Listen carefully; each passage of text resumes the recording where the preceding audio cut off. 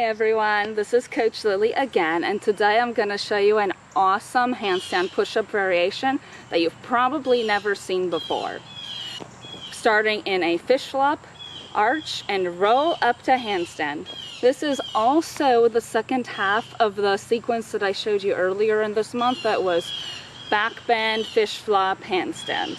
Before we even dive into the sequence, we're going to start off with some back and shoulder stretches to get you prepared for it, and I'll also show you some progressions because this is a pretty advanced move. Anything that has to do with pushing up to handstand is relatively advanced, so I'll show you a lot of progressions you could use if you're not yet at the point of actually attempting the full skill, but that'll allow you to work up to that level. So here goes. If you get frustrated during any point of this tutorial, just drop me an email at lilyscoaching@gmail.com and I'll set you up with flexible online training to help you overcome your plateau. Warm up with a cobra stretch, aka seal stretch, and hold for 20 to 30 seconds. This is a great way to stretch out your lower back in preparation for the arching portion of the skill. In addition to the static hold, it's great to do this stretch in slow and controlled repetitions. Do 10 repetitions or as many as you need to feel like your back is getting stretched out, and preparation for the next drill we're going to do. This exercise is reverse hyperextensions. Use your glutes and hamstrings to lift your feet up off the floor. Definitely works better if you have something to hold on to. If that's easy, try putting your feet together for a bit more of a challenge. The trunk lift is another prerequisite to master before you can move on to learning the next part of this combo. Definitely works better if you have something or someone to hold your feet down, but you can manage even if you don't have anything else to hold your feet down. Now we're going to combine the reverse hyperextensions and trunk lift into the Superman. Here you use your upper, lower back, glutes, and hamstrings to lift your feet and shoulders off the floor simultaneously. We're going to practice with your feet about shoulder width apart and your hands bent into the side, because that is the kind of foot and arm position you're going to use when you put this move into the skill combo. Superman, trunk lift, and reverse hyperextensions are all good to practice in 3 sets of 10 to 12 controlled reps. As part of your strength and conditioning, it is good to also practice the Superman with your arms straight and by your ears, because that gives you just a little bit more challenge in your shoulder girdle muscles. Finally, practice the Superman as the static hold. For this, the longer you can hold it, the better. Engage all those muscles in your upper and lower back, shoulder girdle, glutes, and hamstrings. Our next progression is arch rockers. And this one, really use your glutes and hamstrings to drive your heels up and over your head.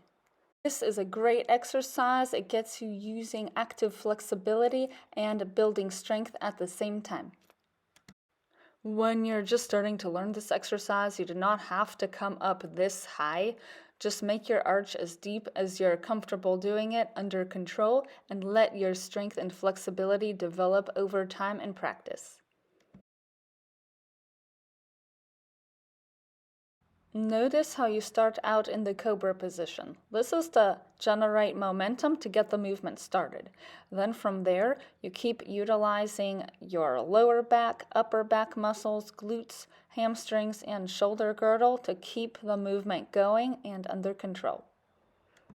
As far as sets and repetitions, it's always quality over quantity with this type of exercise, so do only as many reps in a set as you can keep fully controlled. I personally like to do 3 sets of 10, but always go for quality over quantity. Once you work up to where you can drive your heels up and over your shoulders in a straight line, then you'll be ready to move on to the next progression. If you cannot drive up that high yet, just keep working on this exercise and improving your strength and flexibility. The next progression is to start planting your hands on the ground and pushing up gradually higher and higher until you make it all the way to handstand. This is not something you will get in one day. It could take weeks or months until you're able to push all the way up to handstand. So patience is of the utmost importance. However long it takes you, just keep working at it, and let's get on to some technical tips to help you learn it a little bit faster. As in the arch rockers, start on the cobra position and roll your way down to gain momentum. Place your hands in line with your chest, and remember it is still that heel drive generated by our glute and hamstring muscles that brings you up to handstand. Your shoulder muscles are what help you finish the movement by pushing up to that straight handstand, but don't try to extend into handstand until you've got your feet driving up and over your shoulders. Overall, the lower body muscles of the glute and hamstrings create that initial drive, and the shoulder muscles are what help you finish the movement by pushing up fully into handstand. Notice again how you want to get those feet up and over your shoulders. And remember to keep working at this with a lot of patience. To finish the movement, you need to end in a tight and controlled handstand. To do that, utilize your shoulder stabilizer muscles and your abs. Core stability is of the utmost importance at the end of this movement. Also, getting the legs straight and together in the handstand is not just for aesthetics. It's actually a very important way to keep yourself stable, because if your legs are bent and separated and flying all over the place, you are much more likely to fall and not be able to control your handstand. Here is the complete movement one more time. The next step in learning the full combo is going up to handstand, arching over into a front limber, and standing up. If you've made it this far in our tutorial, you must have some pretty good body control already. Core stability is extremely important to be able to control this movement.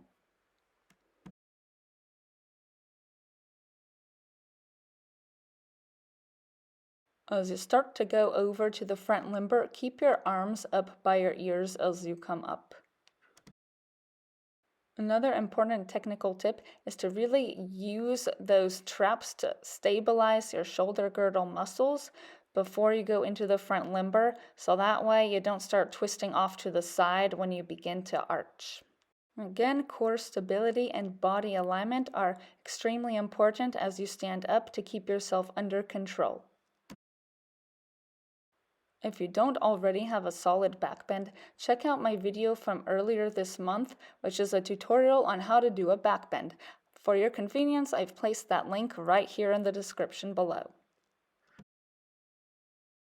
Let's also remember the full combo we are working up to. So now we'll go over some drills on how to go from a handstand to a fish flop.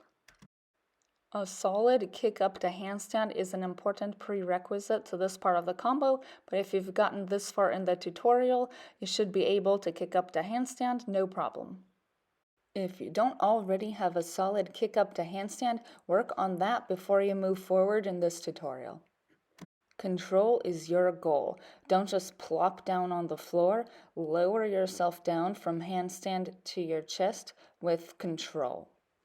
Keep your feet up high as your chest first hits the ground. Lower down with your chest first, then roll down in your fish flop.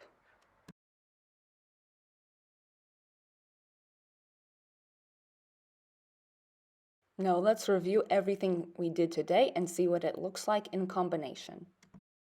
Kick up to handstand, lower yourself down, fish flop, arch and roll up to handstand, end in the front limber, stand up.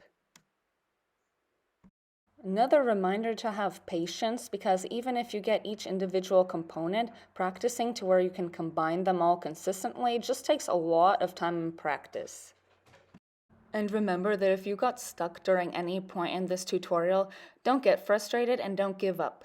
Send me a message at liliescoaching@gmail.com and I'll set you up with flexible online coaching to help you finish this combo. Alright, there you have it. Now you know another really cool party trick to impress people at the gym. Don't forget to like this video and subscribe so you see more badass tutorials like this one. See y'all next time.